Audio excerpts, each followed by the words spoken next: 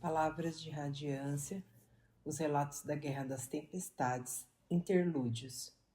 Lhan, Eshonai, Taravandian. Interlúdio 12. Lhan. Parabéns, disse o irmão Lhan. Você conseguiu obter o trabalho mais fácil do mundo. A jovem fervorosa apertou os lábios, olhando-o de cima a baixo. Obviamente não esperava que seu novo mentor fosse rotundo, ligeiramente bêbado e bocejasse tanto. Você é o fervoroso sênior a que fui designada? A quem fui designada, corrigiu o irmão Lhan, passando o braço ao redor dos ombros da jovem. Você vai ter que aprender a falar de modo meticuloso. A rainha Aesudan gosta de pensar que as pessoas ao redor dela são refinadas. Isso faz com que se sinta refinada por associação. Meu trabalho é instruir você nessas coisas. Sou uma fervorosa aqui em Colinar há mais de um ano, respondeu a mulher. Não acho que precise de instruções. Sim, disse o irmão Lhan, guiando-a no monastério. É só que, sabe, seus superiores disseram que você poderia precisar de um pouco mais de direcionamento. Ser designado ao séquito da rainha é um privilégio maravilhoso. Um privilégio pelo que soube que você solicitou com certo grau de persistência. Ela caminhou com ele, e cada passo revelava sua relutância, ou talvez sua confusão. Adentraram o círculo de memórias, uma sala redonda com 10 lâmpadas nas paredes, uma para cada um dos 10 reinos da época. Uma 11ª lâmpada representava os salões tranquilinos, e uma grande fechadura cerimonial engastada na parede representava a necessidade de os fervorosos ignorarem fronteiras e olharem apenas para os corações dos homens. Ou algo assim. Para ser honesto, ele não tinha certeza. Saindo do círculo de memórias, eles adentraram uma das passarelas cobertas entre edifícios de monastério. Uma chuva leve caindo sobre os telhados. O último trecho das passarelas, a via solar, fornecia uma vista maravilhosa de Colinar. Pelo menos quando fazia sol. Mesmo naquele dia, Lhan podia ver boa parte da cidade, já que tanto o templo quanto o grão-palácio ocupavam uma colina de todo plano. Alguns diziam que o Todo-Poderoso havia desenhado Colinar na rocha, removendo partes do solo com movimentos fluidos do seu dedo. Lhan se perguntava quão bêbado o Todo-Poderoso teria estado naquele momento. A cidade era linda, mas era a beleza de um artista que não batia lá muito bem da cabeça. A rocha tomava a forma de colinas arredondadas e vales com declives íngremes. E quando a pedra era escavada, expunha milhares de camadas brilhantes de vermelho, branco, amarelo e laranja. As formações mais majestosas eram as lâminas de vento, enormes espinhaços rochosos que cortavam a cidade, dotadas de belas linhas estratificadas nas laterais. Elas se curvavam, se encolhiam, se elevavam e caíam de modo imprevisível, com peixes saltando no oceano. Supostamente isso se devia ao modo como os ventos sopravam na área. Ele pretendia, uma hora, estudar o assunto, qualquer dia desses. Pés descalços, em pantufas, pisavam suavemente sobre o mármore brilhante, acompanhando o som das chuvas enquanto Lhan conduzia a garota. Qual era mesmo o nome dela? Veja só essa cidade, disse ele. Todo mundo aqui precisa trabalhar, até mesmo os olhos claros. Pão para assar, terras para supervisionar e calçadas para... calçar? Não, isso é com sapatos. Danação. Como chamamos pessoas que calçam, mas não calçam de verdade? Eu não sei, disse a jovem em voz baixa. Bem, não nos importa. Sabe, nós só temos um trabalho, e é bem fácil, servir a rainha. Isso não é um trabalho fácil. Mas é, sim, replicou Lian, contanto que todos estejamos servindo da mesma maneira, de uma maneira bem cuidadosa. Nós somos bajuladores, disse a jovem, olhando para a cidade. Os fervorosos da rainha só dizem o que ela deseja ouvir. Ah, e aqui estamos nós no ponto mais importante. Lian deu-lhe um tapinha no braço. Qual era o nome dela mesmo? Haviam-lhe dito. Pai. Não era um nome muito alitiano, ela provavelmente o escolhera quando se tornara uma fervorosa. Isso acontecia. Uma nova vida, um novo nome. Frequentemente um nome simples. Sabe, pai, disse ele, prestando atenção para ver se ela reagia. Sim, aparentemente ele se lembrava corretamente do nome. Sua memória devia estar melhorando. Era sobre isso que seus superiores queriam que eu conversasse com você. Eles temem que, se você não for instruída adequadamente, pode causar certa tormenta aqui em Kholinar. Ninguém quer isso. Ele e Pai passaram por outros fervorosos pela via solar. E Lian acenou a cabeça para eles. A rainha tinha um bocado de fervorosos. Um bocado de fervorosos. É o seguinte, a rainha, ela às vezes se preocupa que talvez o Todo-Poderoso não esteja feliz com ela. E com razão, replicou o pai. Ela... Quietinha. Lian fez uma careta. Só fique quieta. Escute. A rainha acha que se tratar bem seus fervorosos, isso vai comprar-lhe o favor daquele que faz as tempestades, por assim dizer. Boa comida, boas roupas, aposentos fantásticos, muito tempo livre para fazer o que quisermos. Nós recebemos tudo isso enquanto ela acha que está no caminho certo. Enquanto ela achar que está no caminho certo. Nosso dever é dar a ela a verdade. E damos, disse Lian. Ela é a escolhida do Todo-Poderoso, não é? Esposa do rei Elrocar, regente, enquanto ele está combatendo uma guerra santa de retribuição contra os regicidas nas planícies quebradas. A vida dela é muito difícil. Ela dá festas toda noite, sussurrou Pai. Ela se entrega à devassidão e ao excesso. Desperdiça dinheiro enquanto Aletikar definha. As pessoas nas cidades periféricas passam fome enquanto enviam comida para cá, pensando que ela será passada para soldados que precisam dela.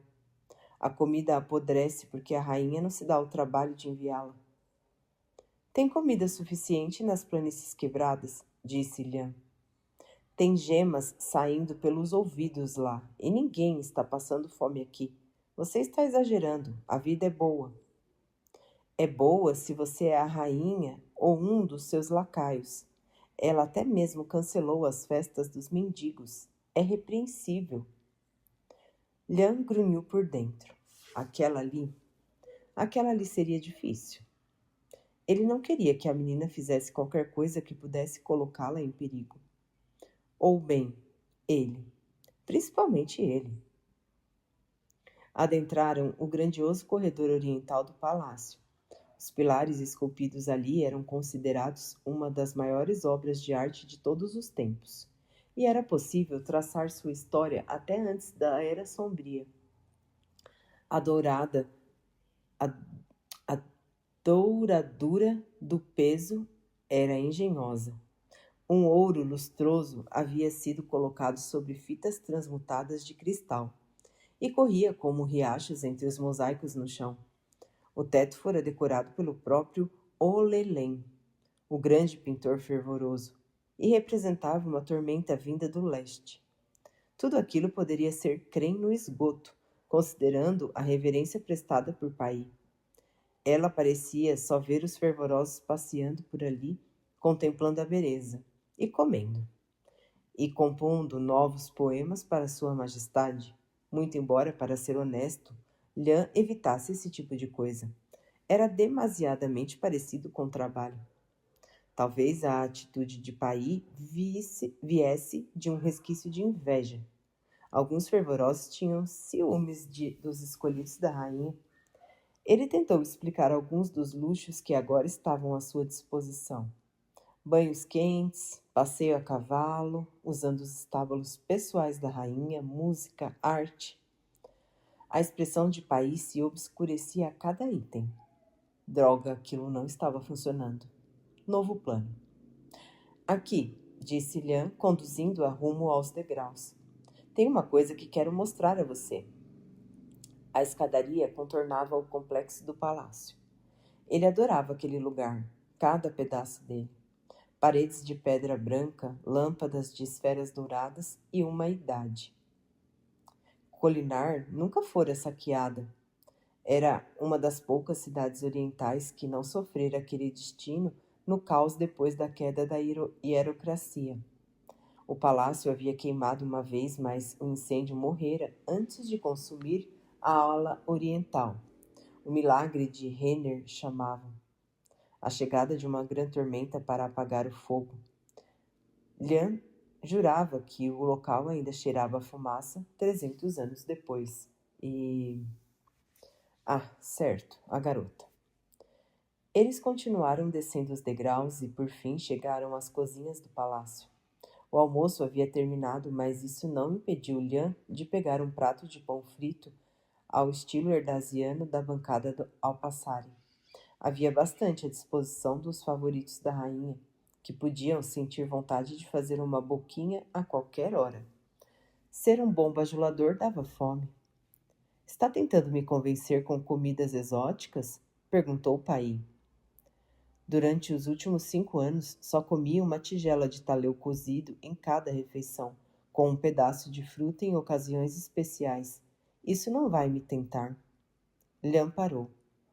Você não está falando sério, está? Ela assentiu. Qual é o seu problema? Ela corou. Sou do devotário da negação. Desejo me separar das necessidades físicas do meu...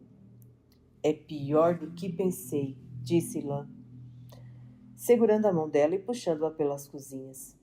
Perto dos fundos encontraram uma porta conduzindo até o pátio de serviço, onde os suprimentos eram entregues e o lixo levado embora. Ali, protegidas da chuva por um toldo, encontravam pilhas de comida não usada. Pai arquejou. Que desperdício! Você me trouxe até aqui para me convencer a não fazer uma tormenta? Está fazendo exatamente o contrário. Havia uma fervorosa que levava tudo isso e distribuía para os pobres, disse Lhan. Ela morreu alguns anos atrás. Desde então, os outros fizeram alguns esforços para cuidar do assunto. Não muito, mas um pouco. A comida, uma hora, é levada, geralmente jogada na praça para os mendigos. A essa altura, grande parte já está podre. Raios, ele quase sentia o calor da raiva dela. Agora, se houvesse uma fervorosa entre nós cuja única fome fosse fazer o bem, pense o quanto ela poderia realizar. Ora, ela poderia alimentar centenas só com o que é desperdiçado. Pai olhou de soslaio as pilhas de frutas apodrecendo, os sacos de grãos abertos, agora arruinados na chuva. Agora vamos contemplar o oposto, disse Lhan. Se alguma fervorosa tentasse tomar o que temos, bem, o que poderia acontecer a ela? Isso é uma ameaça? Perguntou ela baixinho. Não tenho medo de danos corporais. Raios, disse Lhan. Você acha que nós... Garota, tenho um criado que coloca as chinelas nos meus pés de manhã. Não seja tola. Não vamos machucá-la. Trabalho demais. Ele estremeceu. Você seria mandado embora de todo modo, rápido e discreto. Eu também não tenho medo disso. Duvido que você tenha medo de alguma coisa, exceto talvez de se divertir um pouco. Mas de que adiantaria para os outros se você fosse mandado embora? Nossas vidas não mudariam, a rainha continuaria a mesma, e a comida lá fora ainda estragaria. Mas se você ficar, pode fazer o bem. Quem sabe, talvez o seu exemplo ajude todos nós a nos reformarmos, hein? Ele deu um tapinha no ombro dela. Pense sobre isso por alguns minutos. Eu quero terminar meu pão. Lian se afastou, olhando sobre o ombro algumas vezes. Paí se acomodou junto dos montes de comida podre, olhando para eles. Ela não parecia se incomodar com o cheiro forte. Lian observou-a de dentro da cozinha até ficar entediado. Quando voltou da sua massagem da tarde, ela ainda estava lá. Ele comeu seu jantar na cozinha, que não era terrivelmente luxuosa. A garota estava interessada demais naqueles montes de lixo. Finalmente, ao cair da noite, ele voltou até lá. Você nem mesmo se questiona? Perguntou ela, fitando as pilhas de detritos, o som da chuva ecoando ali perto. Não pensa sobre o custo da sua gula? Custo? Eu disse que ninguém passa fome porque nós... Não quero dizer o custo monetário, sussurrou ela. Quero dizer o custo espiritual. Para você, para as pessoas à sua volta, está tudo errado. Ah, não é tão mal assim, disse ele, sentando-se ao lado dela. É sim, Lian. É maior do que a rainha em suas festas perdulares. Não era muito melhor antes disso, com as caçadas e guerras do Geigavilar, principado contra principado. As pessoas ouvem sobre a glória da batalha nas planícies quebradas ou das riquezas de lá, mas nada disso se materializa aqui. Será que alguém da elite aletiana ainda se importa com o Todo-Poderoso? Claro, eles praguejam em seu nome. Claro, falam sobre os arautos, queimam glifos amuletos, mas o que fazem? Eles mudam suas vidas? Eles escutam os argumentos? Eles se transformam, remoldando suas almas em algo maior, algo melhor? Eles têm vocações, disse Lian. Os devotários ajudam. Ela balançou a cabeça. Por que não ouvimos a voz dele, Lian? Os arautos disseram que derrotamos os esvaziadores, que Areetian foi a grande vitória para a humanidade, mas ele não deveria tê-los enviado para falar conosco para nos aconselhar? Por que eles não vieram durante a hierocracia e nos denunciaram? Se o que a igreja estava fazendo era tão maligno, onde estava o protesto do Todo-Poderoso? Certamente você não está sugerindo que voltemos àquilo. Ele pegou o seu lenço e pressionou-o na nuca e na cabeça. Aquela conversa só piorava. Eu não sei o que estou sugerindo, só sei que há algo de errado. Tudo isso é errado demais. Ela olhou para ele, então ficou de pé. Aceito sua proposta. Aceita? Não vou deixar colinar. Vou ficar aqui e fazer o bem que eu puder. E não vai meter os outros fervorosos em encrencas? Meu problema não é com os fervorosos, replicou ela, oferecendo uma das mãos para ajudá-lo a se levantar. Vou apenas tentar ser um bom exemplo para todos. Muito bem, então. Parece uma boa escolha. Ela se afastou e ele secou a cabeça com um lenço. Ela não havia prometido, não exatamente. Ele não sabia ao certo quão preocupado deveria ficar em relação àquilo. Acabou descobrindo que deveria ter ficado muito preocupado. Na manhã seguinte, ele cambaleou até o Salão do Povo, um edifício grande e aberto na sombra do palácio, onde o rei ou a rainha tratava das preocupações das massas. Uma multidão murmurante de fervorosos horrorizados estava dentro do perímetro.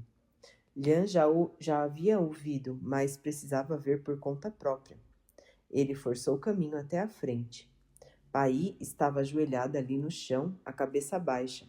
Aparentemente passara a noite inteira pintando, escrevendo glifos no chão à luz das esferas. Ninguém havia notado. O local geralmente ficava bem trancado quando não estava em uso. e ela começara a trabalhar muito depois de todos estarem dormindo ou bêbados. 10 grandes glifos escritos diretamente na pedra do piso que conduzia ao estrado com o trono comum do rei. Os glifos listados eram os 10 atributos da tolice, representados pelos 10 tolos.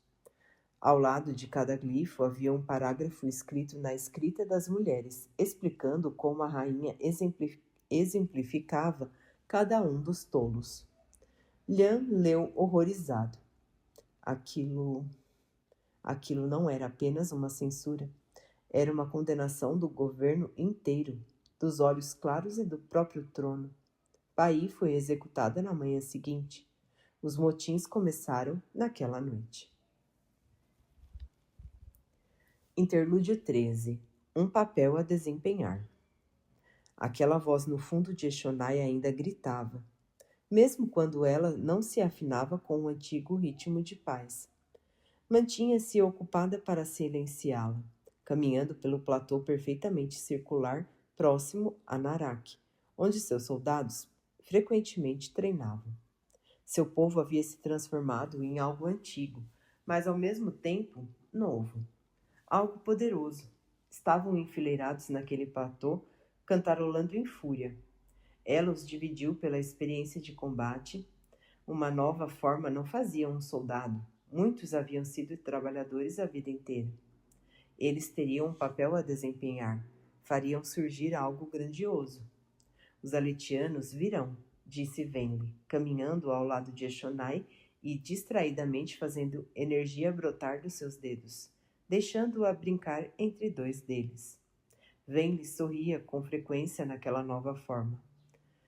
A não ser por isso, não parecia ter mudado. Eshonai sabia que ela mesma mudara, mas Venli agia da mesma maneira. Tinha a impressão de que havia algo errado nisso. O agente que enviou esse relatório tem certeza disso? Tem certeza disso, continuou Venli. Sua visita ao espinho negro parece tê-los encorajado a agir, e os humanos pretendem atacar Narak com toda a força. Naturalmente, isso pode ainda acabar em desastre. Não, é perfeito. Venli olhou para ela, parando no campo rochoso.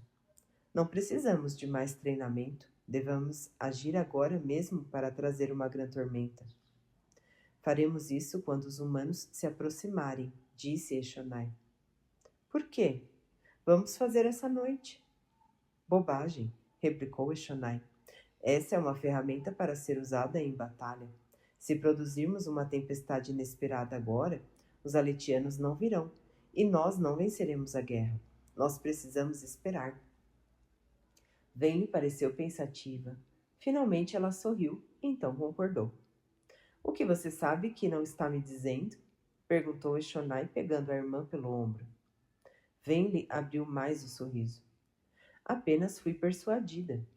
Precisamos esperar. A tempestade vai soprar na direção errada, afinal de contas. Ou foram todas as outras tempestades que sopraram na direção errada? E essa será a primeira a soprar na direção certa. A direção errada? Como você sabe sobre a direção? As canções. As canções. Mas elas não diziam nada sobre... Algo no fundo de Eshonai a instigou a seguir adiante.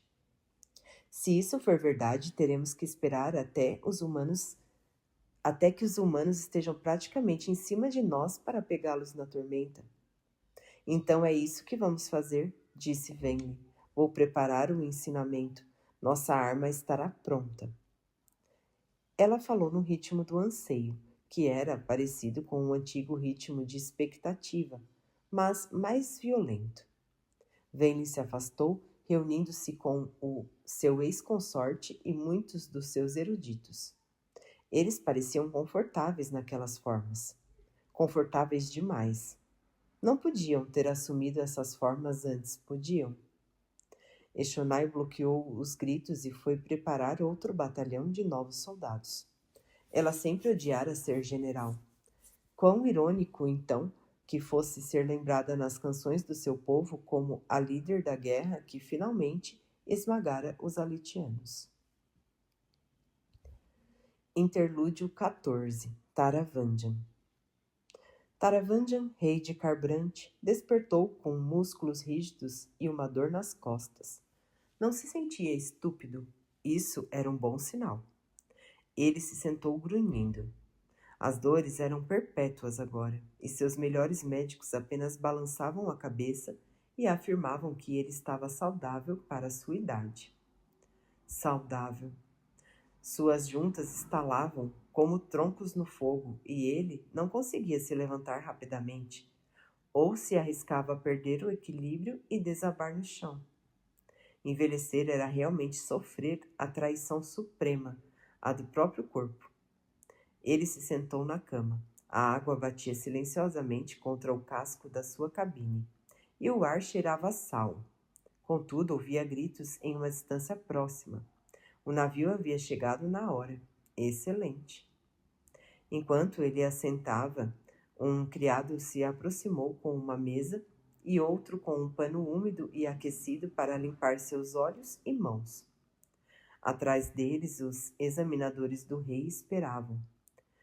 Há quanto tempo Taravandan não ficava sozinho, verdadeiramente sozinho? Desde antes de as dores chegarem. Mabem bateu na porta aberta, trazendo a refeição da manhã em uma bandeja. Mingau de cereal cozido e condimentado. Supostamente era bom para sua constituição. Tinha gosto de água de lavar pratos. Água de lavar pratos insossa. Mabem deu um passo à frente para dispor a refeição, mas Miral, um taileno trajando uma couraça preta de couro e que raspava a cabeça e as sobrancelhas, a deteve com uma das mãos no braço. Exames primeiro, disse Miral. Taravandan levantou a cabeça, encontrando o olhar do homem grandalhão. Miral podia assomar sobre uma montanha e intimidar o próprio vento. Todos imaginavam que fosse o principal guarda-costas de Taravandan. A verdade era mais perturbadora. Miral era quem decidia se Taravandan passaria o dia como rei ou prisioneiro. Certamente pode deixar que ele coma primeiro, disse Mabem. Hoje é um dia importante, disse Miral, em voz baixa. Gostaria de saber o resultado do exame, mas é direito dele exigir isso, Mabem, disse Taravandan. Vamos andar logo. Miral deu um passo atrás e os examinadores se aproximaram. Um grupo de 3 guarda-tempos em trajes e chapéus deliberadamente esotéricos. Eles apresentaram uma série de páginas cobertas de números e glifos. Eram a variedade do dia em uma sequência de problemas matemáticos cada vez mais desafiadores, projetados pelo próprio Taravandan em um dos seus melhores dias. Ele pegou a caneta com dedos hesitantes. Não se sentia estúpido, mas isso raramente acontecia. Só no pior dos dias ele imediatamente reconhecia a diferença. Nessas ocasiões, sua mente ficava espessa como piche, e ele se sentia um prisioneiro da própria mente, ciente de que havia algo profundamente errado. Aquele dia não era um desses, felizmente. Ele não estava um completo idiota. No pior dos casos, estava somente muito estúpido. O rei iniciou sua tarefa solvendo os problemas matemáticos que podia. Levou quase 1 hora, mas durante o processo foi capaz de avaliar sua capacidade. Como havia suspeitado, não estava terrivelmente inteligente, mas tampouco estava estúpido. Naquele dia, ele estava na média. Teria que ser suficiente. Ele entregou os problemas aos guarda-tempos, que ponderaram em vozes baixas e se voltaram para Miral. Ele está apto a servir, proclamou um deles. Não pode oferecer comentários vinculatórios sobre o diagrama, mas pode interagir sem supervisão. Ele pode mudar a política do governo contanto que haja um espaço de 3 dias antes que as mudanças tenham efeito. E também pode passar julgamento em processos. Miral assentiu, olhando para Taravanja. O senhor aceita essa avaliação e essas restrições, Vossa Majestade? Aceito. Miral assentiu, então recuou, permitindo que Mabem deixasse na mesa a sua refeição matinal. O trio de guardas-tempos guardou os papéis que ele havia preenchido e então se retirou para as próprias cabines. O exame era um procedimento extravagante e consumia tempo valioso a cada manhã. Ainda assim, era a melhor maneira que ele encontrara para lidar com sua condição. A vida podia ser complicada para um homem que acordava a cada manhã com um nível diferente de inteligência, particularmente quando o mundo inteiro podia depender do seu gênio ou entrar em colapso devido à sua idiotice. Como está lá fora? Perguntou Taravanja em voz baixa, remexendo na sua refeição, que havia esfriado durante o exame. Horrível, disse Miral sorrindo. Exatamente como queríamos. Não tire prazer do sofrimento, replicou Taravanja, mesmo quando é obra nossa. Ele tomou uma colherada de mingau. Principalmente quando é obra nossa. Como quiser, não farei mais isso. Você realmente consegue mudar tão fácil? Indagou Taravanja. Desligar suas emoções ao seu bel prazer? Claro. Isso atiçou em Taravanja um fio de interesse. Se estivesse em um dos seus estados mais brilhantes, poderia ter aproveitado a chance, mas sentia o pensamento escorrendo como água entre os dedos. Outrora ele se afligia com essas oportunidades perdidas, mas por fim as aceitou. Acabara aprendendo que os dias de brilhantismo traziam seus próprios problemas. Deixe-me ver o diagrama, disse ele. Qualquer coisa para distraí-lo daquela gororoba que insistiam em servir-lhe. Miral abriu caminho, permitindo que Adrotaja, chefe das eruditas de Taravanja, se aproximasse. Trazendo um espesso volume com capa de couro, ela colocou-o na mesa diante de Taravanja. Então fez uma mesura. Taravanja pousou os dedos na capa de couro, sentindo um momento de reverência. Era isso mesmo? Ainda sentia reverência por alguma coisa? Deus estava morto, afinal de contas, e, consequentemente, o vorinismo era um embuste. Aquele livro, contudo, era sagrado. Ele o abriu em uma das páginas marcadas como uma pena. No interior havia garranchos. Garranchos frenéticos, bombásticos, majestosos, que haviam sido cuidadosamente copiados das paredes do seu antigo quarto. Esboços dispostos um acima do outro, listas de números que pareciam não fazer sentido, linhas e mais linhas de texto escrito em uma caligrafia difícil de ler. Loucura! E genial. Aqui e ali, Taravanja encontrava indícios de que aquela escrita era a dele.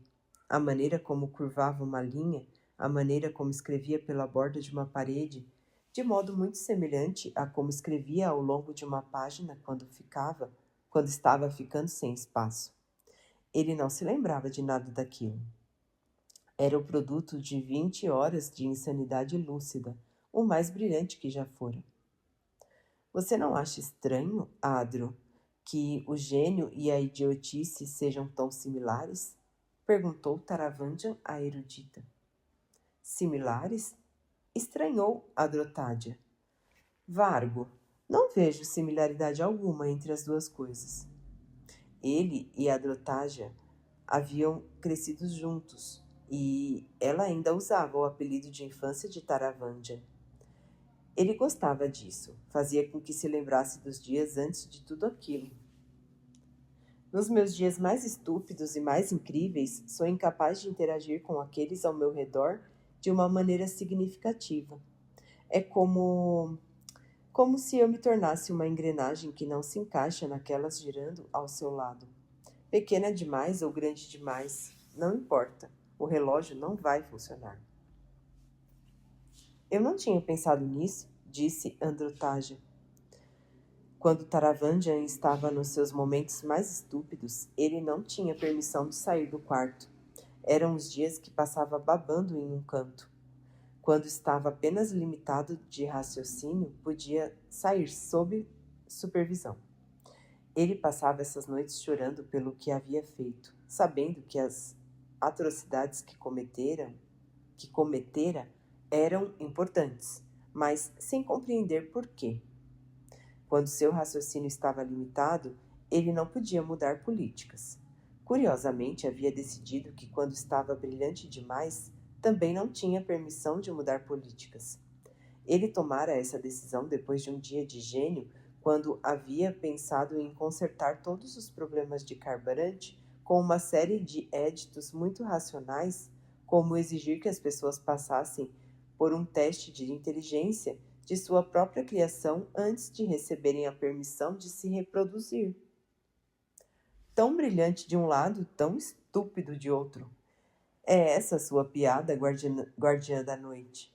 Ele se perguntou. É essa a lição que devo aprender? Será que você sequer se importa com lições ou faz isso conosco meramente para sua própria diversão? Ele voltou sua atenção ao livro. O diagrama. Um plano grandioso, que projetava naquele dia singular de brilhantismo sem paralelo. Naquela ocasião também havia passado o dia fitando uma parede. Havia escrito nela, balbuciando o tempo todo, fazendo conexões que homem algum jamais fizera. Ele havia escrito nas paredes, no piso, até nas partes do teto que podia alcançar. A maior parte havia sido registrada em uma escrita alienígena, uma linguagem que ele mesmo havia desenvolvido, pois as escritas que conhecia eram incapazes de expressar ideias de modo preciso o suficiente.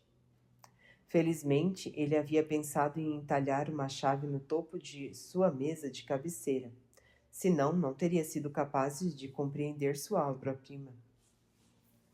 Mal tinham conseguido entendê-la mesmo assim. Ele folheou por várias páginas copiadas exatamente do seu quarto. Adrotágia e suas eruditas haviam feito anotações aqui e ali, oferecendo teorias sobre o que os vários desenhos e listas poderiam significar. Elas as escreveram na escrita das mulheres que Taravanjan aprendera havia alguns anos.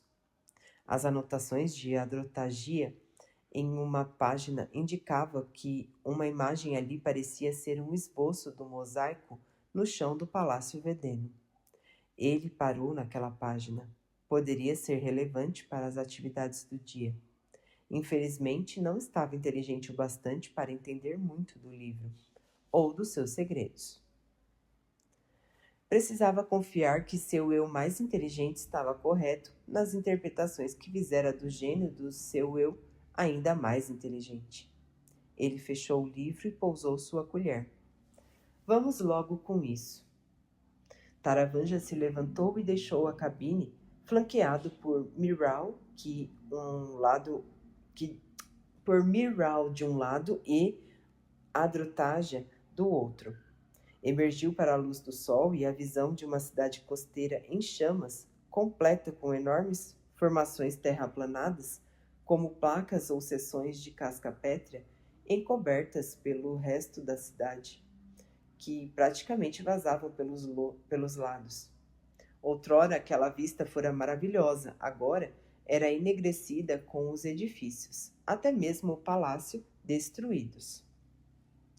Vedenar, uma das principais cidades do mundo agora, era pouco mais do que uma pilha de destroços e cinzas. Taravanjan se demorou junto ao parapeito.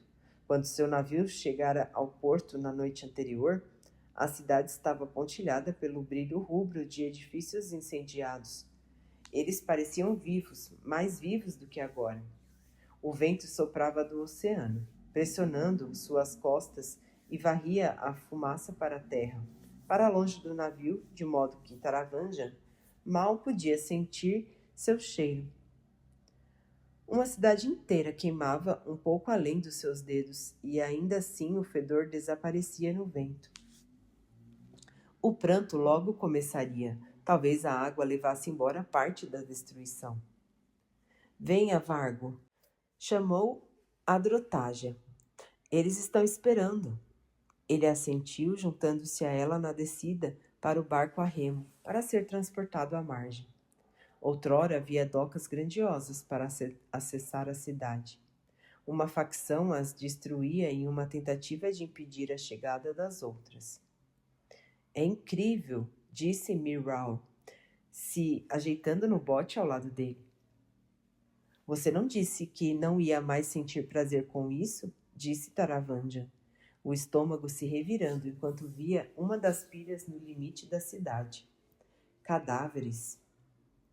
Não é prazer, mas espanto. O senhor percebe que a guerra de 80 entre Emu e Tukar durou 6 anos e não produziu nem de longe esse nível de desolação. Jaqueved devorou a si mesmo em uma questão de meses. Transmutadores, sussurrou Adrotágia. Era mais do que isso. Mesmo no seu estado dolorosamente normal, Taravanjan podia ver que era. Sim, com transmutadores, para fornecer comida e água, exércitos podiam marchar em alta velocidade, sem carroças ou linhas de suprimentos para atrasá-los. E começar uma chacina quase imediata.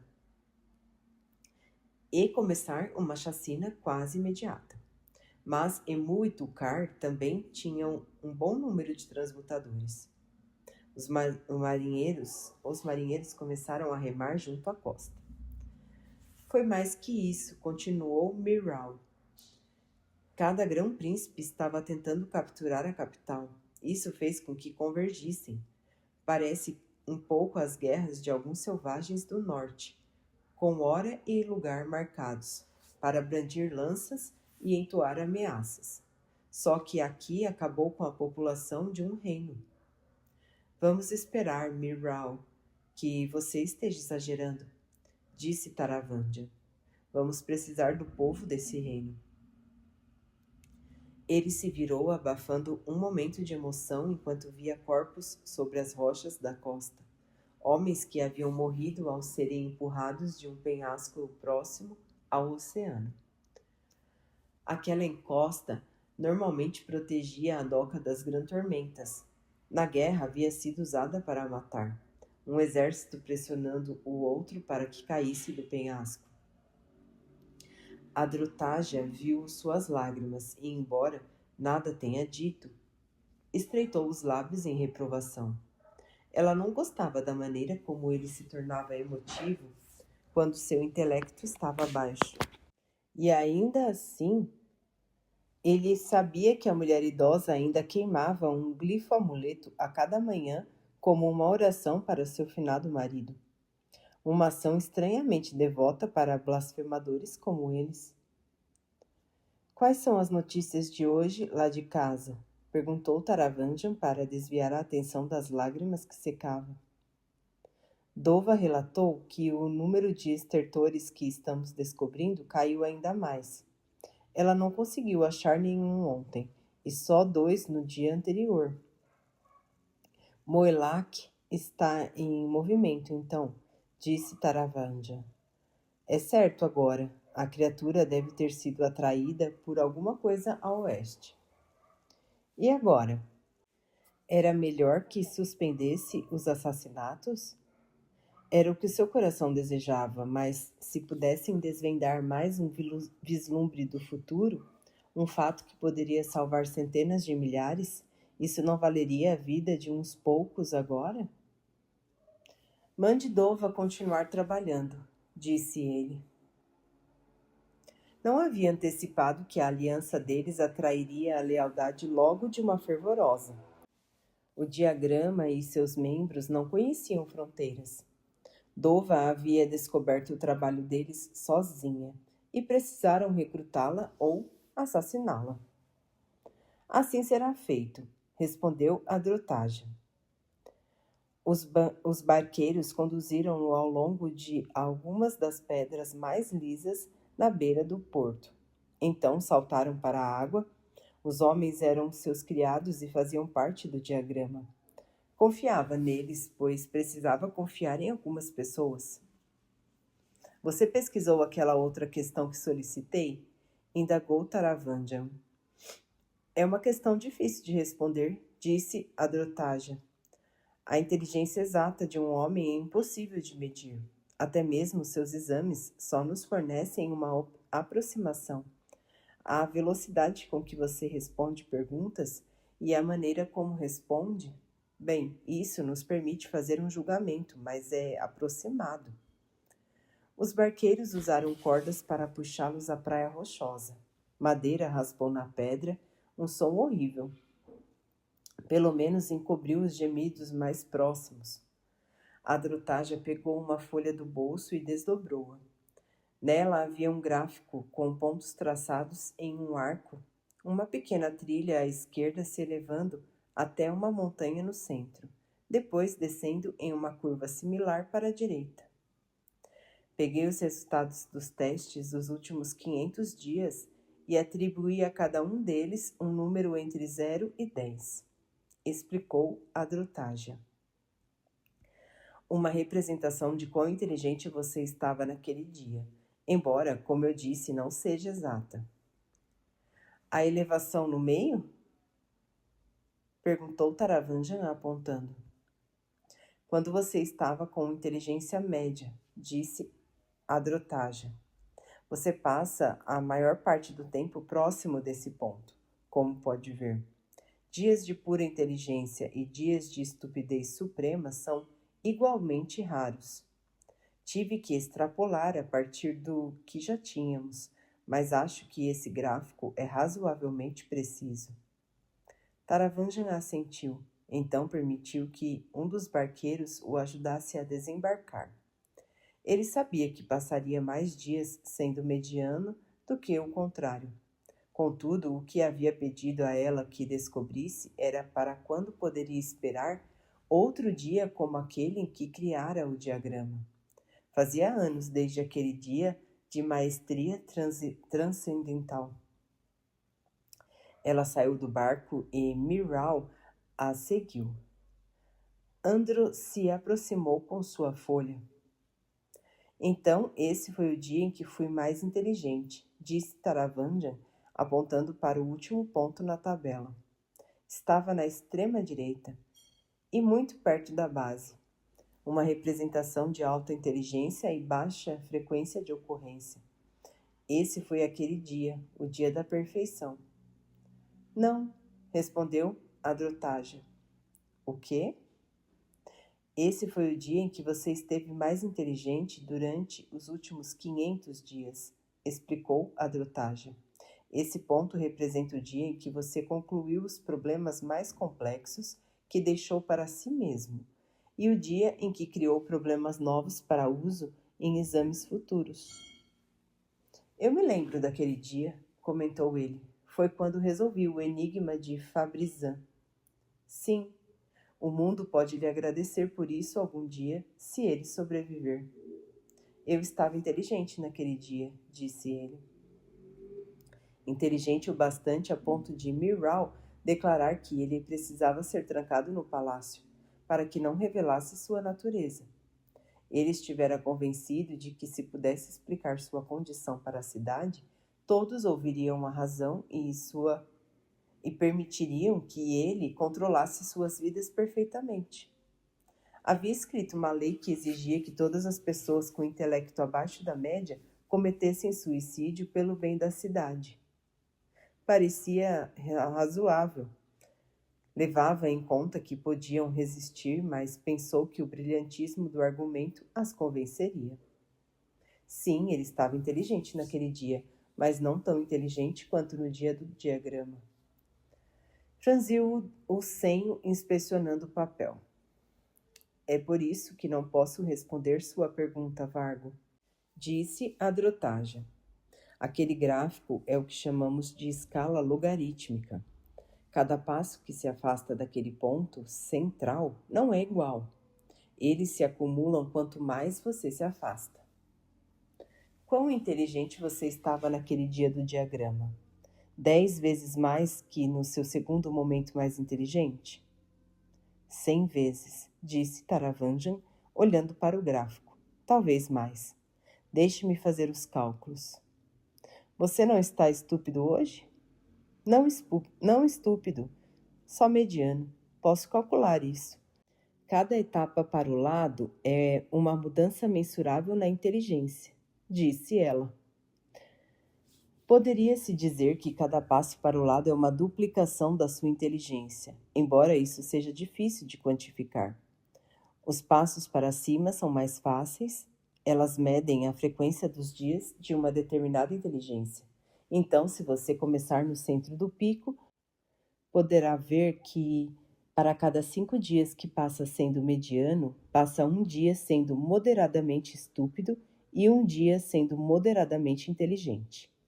Para cada 5 desses últimos, você passa um dia moderadamente estúpido e um dia moderadamente genial. Para cada 5 dias como esse, Taravanja ficou parado sobre as rochas, seus soldados esperando acima, enquanto contabilizava o gráfico. Foi avançando pelo gráfico até alcançar o ponto no qual deduziu que havia sido o dia do diagrama. Mesmo aquilo parecia conservador para ele. Todo-Poderoso nos céus, sussurrou ele.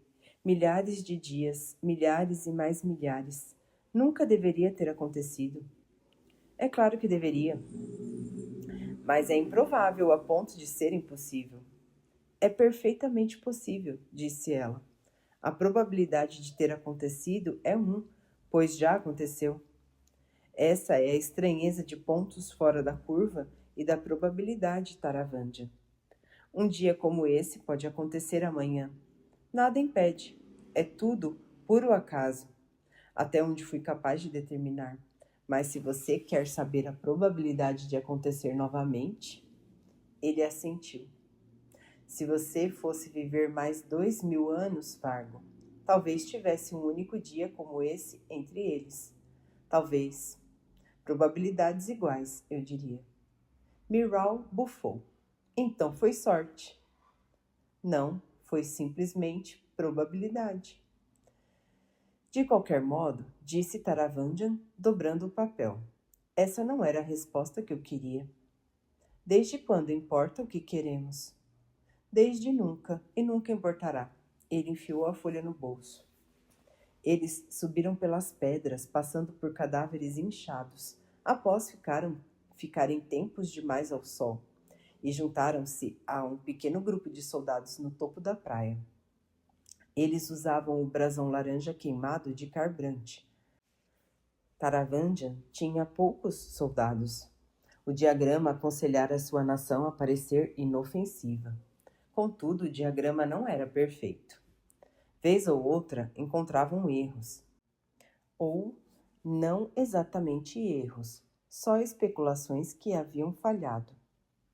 Taravanjan havia sido superlativamente brilhante naquele dia, mas não fora capaz de ver o futuro. Ele havia feito estimativas bem pensadas, muito bem pensadas, e acertara uma quantidade surpreendente de vezes. Mas quanto mais se afastavam daquele dia e do conhecimento que tivera então, mais o diagrama precisava de ajustes e cultivo para permanecer no rumo certo. Era por isso que ele esperava por outro dia assim logo, um dia para reformar o diagrama. Isso provavelmente não aconteceria. Teriam que continuar confiando naquele homem que ele havia sido, confiando na sua visão e entendimento. Melhor isso do que qualquer outra coisa nesse mundo. Os deuses e a religião haviam falhado. Reis e grãos-senhores eram criaturas egoístas e mesquinhas.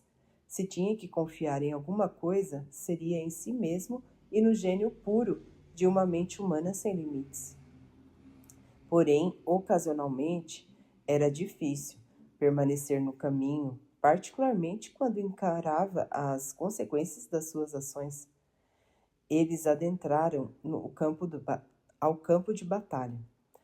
A maior parte do combate aparentemente se movera para fora da cidade quando o incêndio começou. Os homens haviam continuado a guerrear, mesmo enquanto a capital queimava. 7 facções. O diagrama havia especulado 6. Faria diferença?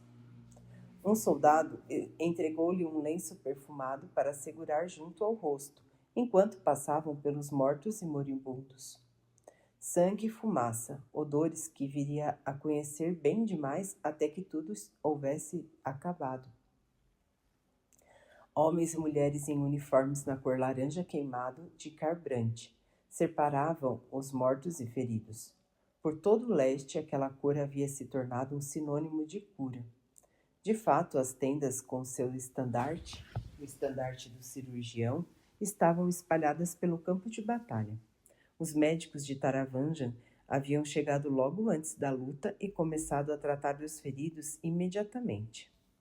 Quando ele deixou os campos dos mortos, soldados vedenos começaram a se erguer de seus lugares nos limites do campo de batalha, em um estupor de olhos mortiços. Eles começaram a saudá-lo com alegria. Pela mente de Pali, disse Androtaja, vendo-os se levantar. Não acredito nisso. Os soldados estavam separados em grupos de acordo com os estandartes, sendo cuidados pelos cirurgiões, carregadores d'água e consoladores de Taravanjan. Feridos ou não, todos que podiam se levantar ergueram-se pelo rei de Carbrante e o saudaram animadamente. O diagrama disse que isso aconteceria, comentou Taravanjan. Eu estava certa de que era um erro, replicou ela, sacudindo a cabeça. Eles sabem, disse Miral. Nós somos os únicos vitoriosos nesse dia. Nossos médicos que conquistaram o respeito de todos os lados. Nossos consoladores que ajudaram os mortos a fazer a passagem. Seus grãos senhores só lhe trouxeram miséria. Você trouxe vida e esperança. Eu trouxe a morte, sussurrou Taravanjan. Ele havia ordenado a execução do seu rei junto com grão-príncipes específicos que o diagrama havia indicado. Ao fazê-lo, instigara as várias facções para que guerreassem entre si. Ele havia levado aquele reino à ruína. Agora eles o saudavam por isso. Taravanjan forçou-se a parar junto a um dos grupos, indagando sobre sua saúde e conferindo para saber se havia algo que pudesse fazer por eles. Era importante ser visto como um homem compassivo. O diagrama explicava isso com casual esterilidade, como se a compaixão fosse algo que pudesse ser medido em uma taça junto a meio litro de sangue. Ele visitou outro grupo de soldados, depois um terceiro. Muitos foram até ele, tocando seus braços ou sua túnica e chorando lágrimas de agradecimento e alegria. Muitos mais dos soldados vedenos, contudo, permaneceram sentados nas tendas, fitando os campos dos mortos entorpecidos. A euforia, sussurrou ele para Adrotaja, enquanto deixavam o último grupo de homens. Eles lutaram a noite toda, enquanto sua capital queimava. Deviam estar fortemente tomados por ela. Concordo, disse ela. Isso nos fornece mais um ponto de referência. A euforia é pelo menos tão forte aqui quanto é em Aletkar. Talvez mais. Vou falar com nossas eruditas. Talvez isso ajude a encontrar Nergaou.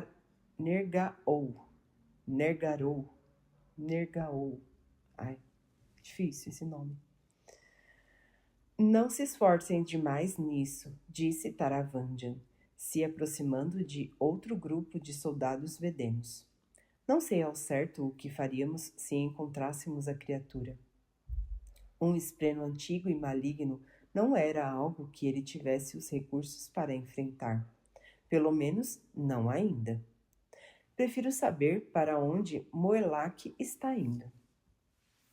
Com sorte, Moelak não teria decidido adormecer de novo. Até o momento, estertores tinham oferecido a eles a melhor maneira de aumentar o diagrama. Havia uma resposta, no entanto, que ele nunca fora capaz de determinar, uma que ele daria quase qualquer coisa para saber. Seria tudo isso o bastante? Ele se encontrou com os soldados e adotou o ar de um velho gentil, embora não brilhante, compassivo e atencioso. Ele quase era mesmo aquele homem, naquele dia. Tentou imitar a si mesmo quando era um pouco mais estúpido. As pessoas aceitavam aquele homem, e quando estava naquele nível de intelecto, não precisava fingir tanto a compaixão como fazia quando estava mais esperto. Abençoado com inteligência, amaldiçoado com compaixão para sofrer pelo que havia feito. Elas vinham em proporção inversa, porque não podia ter ambas ao mesmo tempo. Não achava que, em outras pessoas, a inteligência e a compaixão estivessem ligadas de tal maneira. Os motivos por trás das dádivas e maldições da guardiã da noite eram insondáveis. Taravandan moveu-se pela multidão, escutando seus pedidos de auxílio e drogas para aliviar a dor, ouvindo seus agradecimentos. Esses soldados haviam sofrido em um combate, que mesmo então parecia não ter vencedor. Eles queriam algo que pudessem se agarrar, e Taravandan supostamente era neutro. Era chocante ver quão facilmente desnudavam suas almas para ele. Ele foi até o próximo soldado na fila, um homem coberto por um manto agarrando um braço aparentemente quebrado. Taravandan olhou nos olhos do homem sob o capuz. Era Zef, filho Valano. Ele sentiu um momento de puro pânico. Precisamos conversar, disse o chino. Taravandan agarrou o assassino pelo braço, arrastando-o para longe da multidão de soldados fedenos. Com a outra mão, Taravandan tateou no bolso a sacra pedra que carregava consigo o tempo todo. Ele a pegou apenas para poder vê-la. Sim, não era uma falsificação. Danação. Ver Zef ali fez com que pensasse que havia sido derrotado de algum modo. A pedra roubada e Zef enviado para matá-lo. Zef permitiu-se ser puxado para longe. O que ele havia dito? Que precisava conversar? Seu tolo, pensou Taravandan consigo mesmo. Se quisesse matá-lo, você estaria morto. Teria Zef sido visto ali? O que as pessoas diriam se visse Taravandan interagindo com um homem chino careca? Rumores surgiam por menos. Se alguém percebesse um mero indício que ele estava envolvido com um infame assassino de branco... Mirral imediatamente notou que havia algo errado. Ele rosnou ordens para os guardas, separando Taravandan dos soldados vedenos. A Drotaja, sentada de braços cruzados ali perto, assistindo e batendo o pé, levantou-se de um salto e foi até lá. Ela espiou a pessoa por baixo do capuz, então arquejou, seu rosto perdendo a cor. Como ousa vir aqui? Disse Taravandan para Zef, falando entre dentes enquanto mantinha uma pose e expressão alegres. Ele só tinha inteligência mediana, mas ainda era um rei, criado e treinado na corte. Sabia manter a compostura. Surgiu um problema, disse Zef, o rosto coberto, a voz sem emoção. Falar com aquela criatura era como falar com um morto. Por que você falhou em matar Dolinar Collin? Questionou a Drotaja, a voz baixa e cheia de urgência. Sabemos que você fugiu. Volte e faça o seu trabalho. Zef olhou-a de relance, mas não respondeu. Ela não estava segurando sua sacra pedra. Contudo, pareceu notá-la com aqueles seus olhos vazios demais. Danação. O plano deles havia sido impedir que Zef se encontrasse com a Drotaja, ou sequer soubesse dela, para caso decidisse se voltar contra Taravandan e matá-lo. O diagrama havia levantado essa possibilidade. Collin tem um manipulador de fluxos, declarou Zef. Então Zef sabia sobre Yasna. Teria ela simulado a própria morte como ele suspeitara? Danação. O campo de batalha pareceu ficar em silêncio. Para Taravandan, os gemidos dos feridos sumiram. Tudo se resumiu a apenas ele e Zef. Aqueles olhos, o tom da voz do homem, um tom perigoso. Ele falou com emoção, percebeu Taravandan. A última frase foi dita de modo passional. Soava como um apelo, como se a voz de Zef estivesse embargada. Aquele homem não era são. Zef, filho Valano, era a arma mais perigosa de toda Roshar, e essa arma estava quebrada. Raios! Por que isso não podia ter acontecido em um dia quando Taravandan tivesse mais do que meio cérebro? Por que diz isso? Perguntou Taravandan, tentando ganhar tempo para que a sua mente pudesse ruminar as implicações. Ele ergueu a sacapedra de Zef, quase como se ela pudesse afastar os problemas, como o glifo amuleto de uma mulher supersticiosa. Eu lutei com ele. Ele protegeu Colin. Ah, sim, disse Taravandan, pensando furiosamente. Zef havia sido banido de Shinovar, tornado insincero por alguma coisa relacionada a uma alegação de que os esvaziadores haviam voltado. Se ele descobriu que não estava errado quanto àquela alegação, então o que... Ele? Você combateu um manipulador de fluxos, disse Adrotaja, olhando de soslaio para Taravandan. Sim, um homem aletiano que se alimentava de luz das tempestades. Ele curou um braço cortado por uma espada. Ele é radiante. Aquela tensão na voz dele parecia perigosa. Taravandan olhou para as mãos de Zef, que se abriam e fechavam, formando punhos repetidamente, como corações batendo. Não, não, disse Taravandan. Eu só fiquei sabendo disso recentemente. Sim, agora faz sentido. Uma das espadas de honra desapareceu. Zef hesitou e concentrou-se em Taravandan, como se estivesse voltando de um lugar distante. Uma das outras 7? Sim, eu só ouvi rumores. Seu povo é cheio de segredos, mas sim, agora vejo, é uma das 2 que permite regeneração. Colin deve estar com ela. Zef cambaleou, embora não estivesse consciente do movimento. Mesmo assim, ele se movia com a graça de um lutador. Raios!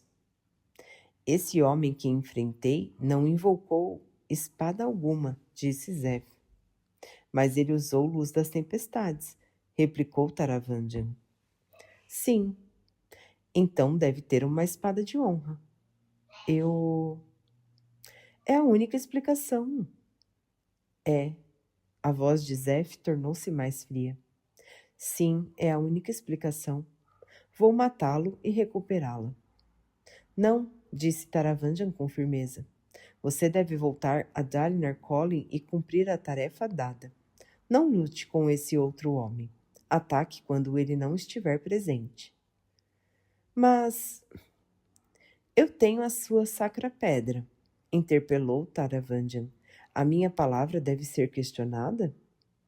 Zef parou de oscilar. Seu olhar encontrou o de Taravandan. Eu sou insincero. Faço o que meu mestre pede e não peço explicações. Fique longe do homem com a espada de honra, repetiu Taravandan. Mate Dalinar. Assim será feito. Zef virou-se e partiu a passos largos. Taravandan queria gritar mais instruções. Não seja visto. Nunca mais me procure em público. Em vez disso, sentou-se bem ali no caminho, sua compostura desabando. Ele arquejou tremendo, o suor escorrendo pela testa. Pai das tempestades, disse Adrotaja, sentando-se no chão ao seu lado. Pensei que estivéssemos mortos. Servos trouxeram uma cadeira para Taravandan, enquanto Miral inventava desculpas por ele. O rei foi tomado pela dor diante de tantas mortes. Ele é idoso, vocês sabem, e se preocupa tanto. Taravandan inspirou e expirou, lutando para recuperar o controle.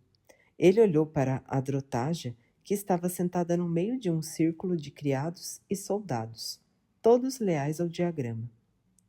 Quem será? Perguntou ele em voz baixa. Quem será esse manipulador de fluxos? A pupila de Yasna, especulou Adrotaja. Eles ficaram espantados quando a moça chegou às planícies quebradas. Eles já haviam levantado a hipótese de que a garota fora treinada.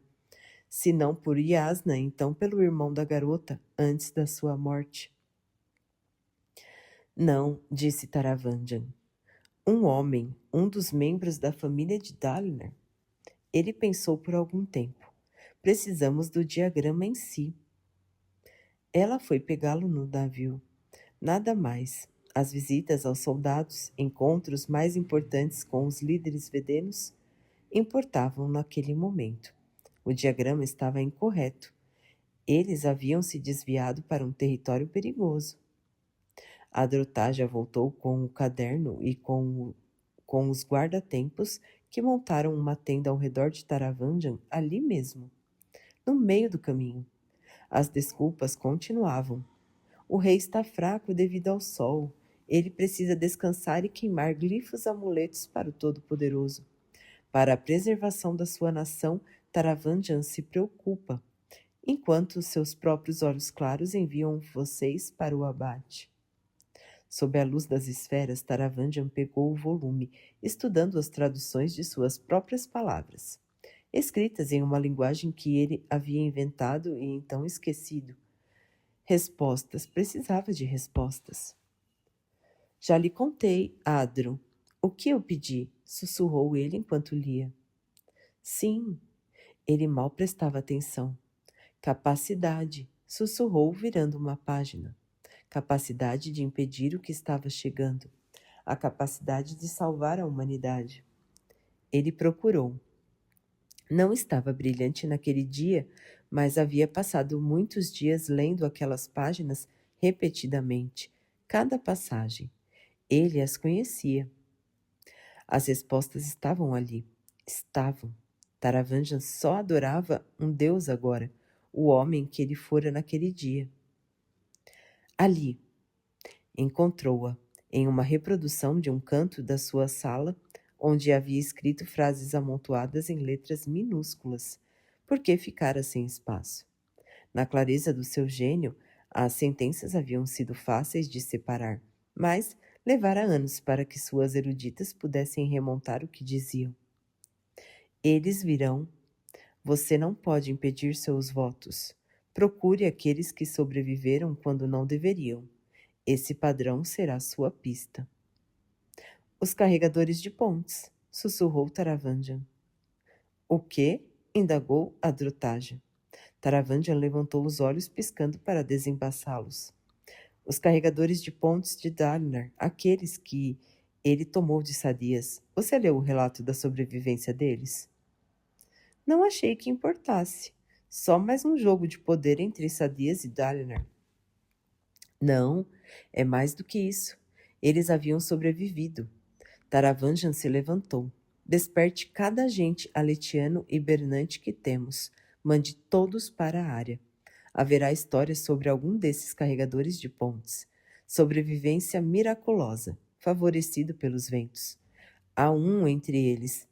Ele pode ainda não saber exatamente o que está fazendo, mas estabeleceu um laço com um espreno e pronunciou pelo menos o primeiro ideal. E se o encontrarmos? Perguntou Adrotaja. Nós o manteremos longe de Zeph, a todo custo. Taravandan entregou-lhe o diagrama. Nossas vidas dependem disso. Zeph é uma fera que mastiga a própria perna para escapar dos seus grilhões. Se ele se libertar... Ela assentiu, se afastando para fazer o que ele havia comandado. A mulher hesitou na aba da tenda temporária. Podemos ter que reavaliar nossos métodos de determinar sua inteligência.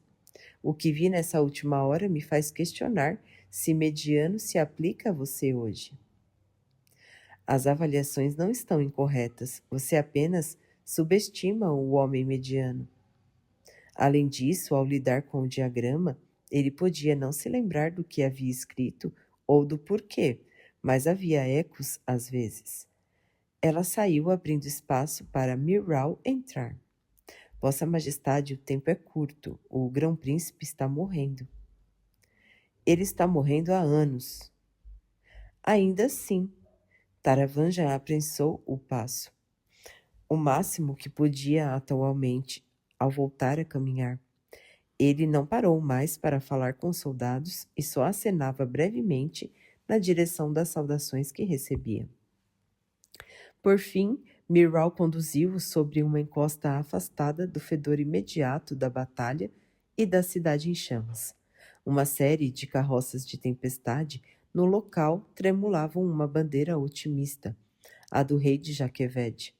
Os guardas deixaram Taravanjan adentrar seu círculo de carroças e ele se aproximou da maior, um veículo enorme, quase um edifício sobre rodas. Eles encontraram o grão-príncipe Valan, rei Valan, na cama, tossindo. Seu cabelo havia caído desde que Taravanjan o vira pela última vez, e suas bochechas haviam afundado tanto que água de chuva poderia se acumular nelas. Redim, o filho bastardo do rei, estava junto à cama, de cabeça baixa, com os 3 guardas no cômodo. Não havia espaço para Taravanjan, então ele parou no umbral. Taravanjan? Disse Valan. Então tossiu no lenço. O pano ficou ensanguentado. Você veio atrás do meu reino, não foi? Não sei o que quer dizer, Vossa Majestade. Não banque o desentendido, replicou Valan rispidamente. Não suporto isso em mulheres ou em rivais. Pai das tempestades, não sei o que vão pensar de você. Parte de mim acha que vão assassiná-lo até o fim da semana.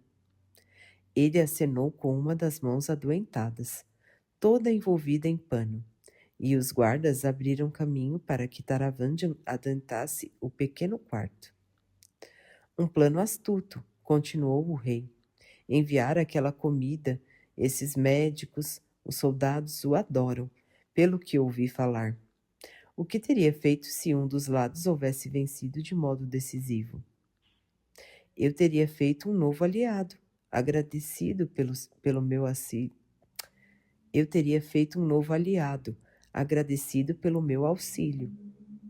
Você ajudou todos os lados.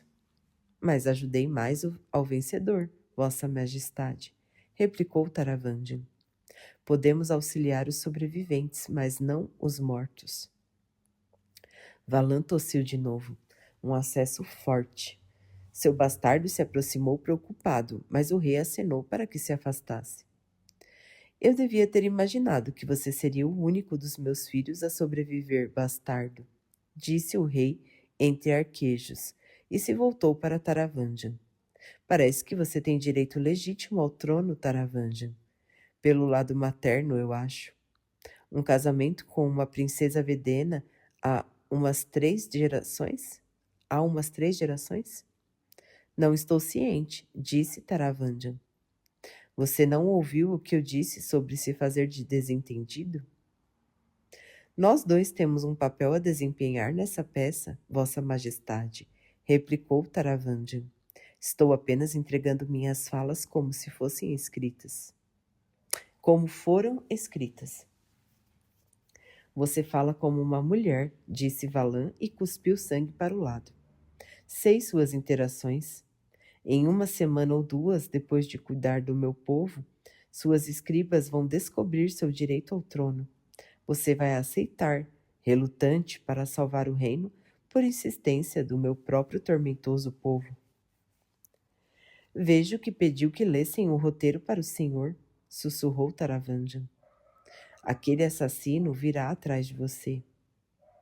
É bem possível. Isso era verdade. Nem sei por que tentei conquistar esse tormentoso trono, disse Valan. Pelo menos morrerei como rei. Ele respirou fundo. Então levantou a mão, gesticulando impaciente, para as escribas amontoadas fora do recinto. As mulheres se aprumaram, espiando por trás de Taravanjan. Estou fazendo desse idiota o meu herdeiro, declarou Valan, acenando na direção de Taravanjan. Que os outros grão-príncipes lidem com isso. Eles estão mortos, Vossa Majestade, disse Taravanjan. O quê? Todos eles? Sim. Até Boriar? Sim. Resmungou Valan. Bastardo. De início, Taravanjan pensou que fosse um xingamento a um dos falecidos, mas então ele notou que o rei estava acenando para seu filho ilegítimo. Redin se aproximou, ajoelhando-se ao lado da cama enquanto Taravanjan abria espaço. Valan se esforçou para pegar algo debaixo dos cobertores. Sua faca de cinto. Redan ajudou-o a pegá-la, depois a segurar a faca de modo desajeitado. Taravanjan inspecionou o tal Redin, curioso. Era esse o implacável executor do rei sobre o qual havia lido? Esse homem de ar preocupado e indefeso? Apunhale meu coração, ordenou Valan. Pai, não, disse Redin. Apunhale meu tormentoso coração, berrou Valan, espalhando saliva ensanguentada pelo lençol. Não vou ficar aqui deitado e permitir que Taravanjan convença meus próprios criados a me envenenar. Faça logo, garoto. Ou não consegue fazer a única coisa que... Redin atingiu o peito do pai com a faca com tamanha força que fez Taravanjan saltar. O rapaz então se levantou, fez uma saudação e abriu caminho a empurrões para fora do recinto. O rei arquejou pela última vez, enquanto seus olhos vidravam. Então a noite vai reinar, pois a escolha da honra é a vida. Taravanjan levantou a sobrancelha. Um estertor. Ali, agora. Raios, não estava em posição de escrever a frase exata. Teria que se lembrar dela. A vida de Valan se esvaiu até ele ser apenas carne. Uma espada fractal se solidificou de uma névoa ao lado da cama. Então caiu no chão de madeira da carroça. Ninguém estendeu a mão para ela, e os soldados no recinto e os escribas do lado de fora olharam para Taravanjan. Então se ajoelharam. Cruel o que Valan fez com o rapaz, comentou Mirral, indicando o bastardo que abria caminho a empurrões para fora da carroça. Mais do que você imagina, replicou Taravanjan, estendendo a mão para tocar a faca e projetando-se do lençol e das roupas sobre o peito do antigo rei. Ele hesitou, os dedos a centímetros do punho. O bastardo será conhecido como um parricida nos registros oficiais. Se ele tinha algum interesse no trono, isso dificultará as coisas ainda mais do que sua ascendência. Taravanjan afastou os dedos da faca. Posso ter um momento com o rei caído? Gostaria de entoar uma oração para ele. Os outros o deixaram, até mesmo Mirral. Fecharam a pequena porta e Taravanjan sentou-se no banco ao lado do cadáver. Não tinha intenção de fazer qualquer tipo de oração, mas queria um momento sozinho para pensar. Havia funcionado, assim como o diagrama instruíra. Taravanjan era o rei de Jaqueved. Ele havia tomado o primeiro grande passo para unificar o mundo, como Gavlar insistira que devia acontecer, se quisessem sobreviver. Era isso, pelo menos, que as visões haviam proclamado. Visões que Gavlar havia lhe confidenciado 6 anos atrás, na noite da morte do rei Aletiano. Gavlar tivera visões do Todo-Poderoso, que agora estava morto, e de uma tempestade vindoura.